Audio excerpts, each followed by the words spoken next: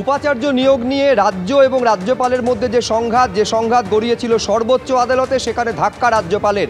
সর্বোচ্চ আদালত স্পষ্ট জানিয়ে দিয়েছে 3 সদস্যের একেবারে সার্চ কমিটি গঠন করেছে সর্বোচ্চ আদালত, যার নেতৃত্বে থাকবেন অবসরপ্রাপ্ত বিচারপতি ইউ ললিত, অর্থাৎ উদয় উমেশ ললিত অবসরপ্রাপ্ত বিচারপতি।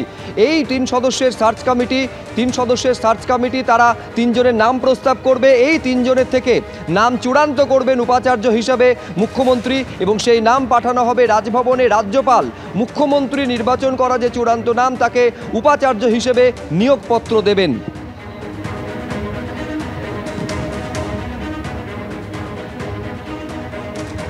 আরও বিস্তারিত আমরা এই নিয়ে জানবো, কথা বলবো আমাদের প্রতিনিধি অতনু হালদারের সঙ্গে। তার মানে অতনু, এতদিন পর্যন্ত যে বিষয়টা ছিল যে একাধিক নামের থেকে উপাচার্য হিসেবে নাম নির্বাচন করতেন রাজ্যপাল, আচার্য হিসেবে তিনি নিয়োগ করতেন।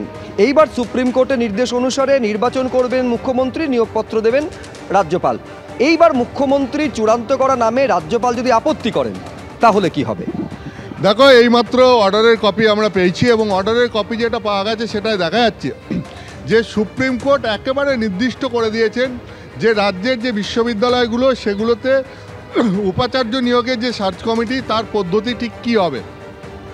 এবং এখানে গোটা বিষয়টা প্রত্যেকটা স্টেজে সুপ্রিম কোর্ট একদম নির্দিষ্ট সময়সীমা দিয়ে এবং কার কী ভূমিকা হবে সেইভাবে অর্ডার দিয়ে বেঁধে দিয়েছে। কীরকম, এখানে প্রত্যেকের ভূমিকা আছে, রাজ্যের ভূমিকা আছে, সুপ্রিম কোর্টের তৈরি করে দেওয়া সার্চ কমিটির ভূমিকা আছে, এবং একই সঙ্গে রাজ্যপালের ভূমিকাও আছে। কীরকম, আমি তোমার বিষয়টা বলছি। সুপ্রিম কোর্টের প্রাক্তন প্রধান বিচারপতি জাস্টিস ইউ ললিতের নেতৃত্বে একটা কমিটি তৈরি হবে। এই কমিটিতে তিনি বিশ্ববিদ্যালয়গুলো বা কোনো নির্দিষ্ট বিশ্ববিদ্যালয় বা একসঙ্গে অনেকগুলি বিশ্ববিদ্যালয়, সেগুলো বিশ্ববিদ্যালয়গুলোর ক্যারেক্টার বিচার করা, অর্থাৎ কোন বিশ্ববিদ্যালয়ে কী পড়ানো হয় সেইটা বিচার করে এই সার্চ কমিটি তৈরি হবে। যে সার্চ কমিটিতে প্রাক্তন সুপ্রিম কোর্টের প্রধান বিচারপতি ইউ ললিত ছাড়াও আরও 4 জন থাকবেন।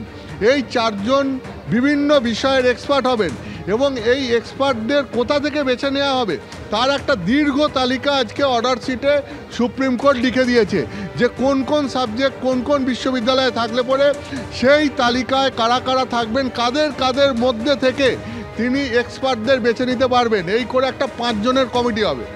সেই 5 জনের কমিটি কিভাবে হবে, যে যারা উপাচার্য হতে চাইবেন, রাজ্য সরকারকে সেই উপাচার্য নিয়োগের জন্য বিজ্ঞাপন দিতে হবে।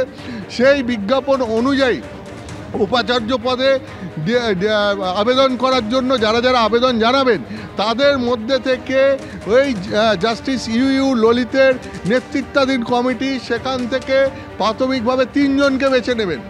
সেই যে 3 জনকে বেছে নেবেন, সেই 3 জনের নাম তিনি পাঠাবেন রাজ্যের মুখ্যমন্ত্রীর কাছে, এমনকি মিনিস্টার ইন চার্জের কাছেও নয়, অর্থাৎ এডুকেশন মিনিস্ট্রির যিনি চার্জে থাকবেন তার কাছেও নয়, সরাসরি মুখ্যমন্ত্রীর কাছেই পাঠাতে হবে। এটা সুপ্রিম কোর্ট তার রায়ে নির্দিষ্ট করে বলে দিয়েছে।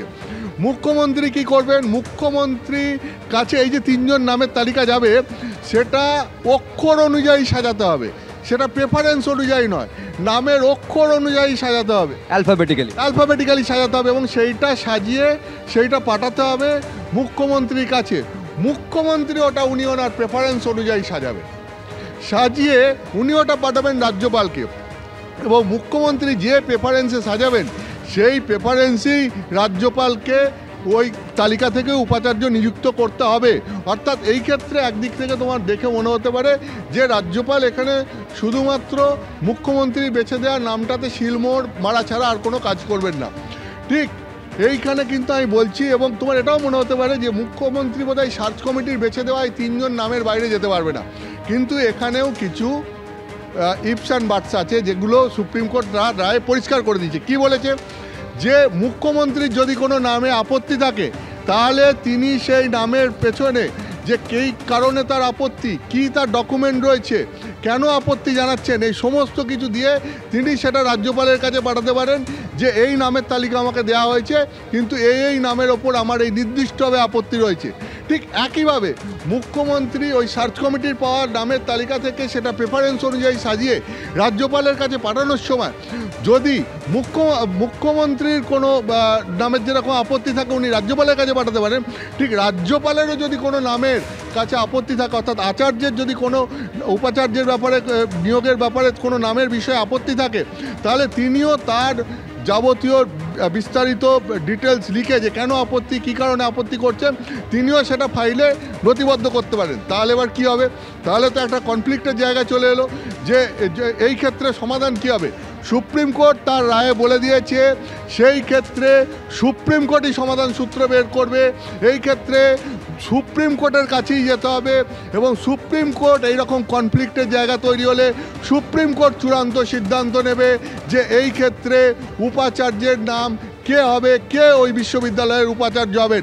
অর্থাৎ একদিক থেকে তুমি বলতে পারো যেরকম প্রত্যেকটা ব্যাপারে নির্দিষ্ট সময়সীমা বেঁধে কোন কমিটির কি কাজ সেইগুলো যেরকমভাবে একদিক থেকে সুপ্রিম কোর্ট ঠিক করে দিল, একইভাবে গোটা বিষয়টা সুপ্রিম কোর্ট নিজের নজরদারিতেও রেখে দিল যে ভবিষ্যতে যদি কোথাও কোনো কনফ্লিক্টের জায়গা তৈরি হয় সেক্ষেত্রে সুপ্রিম কোর্টই চূড়ান্ত সিদ্ধান্ত নেবে।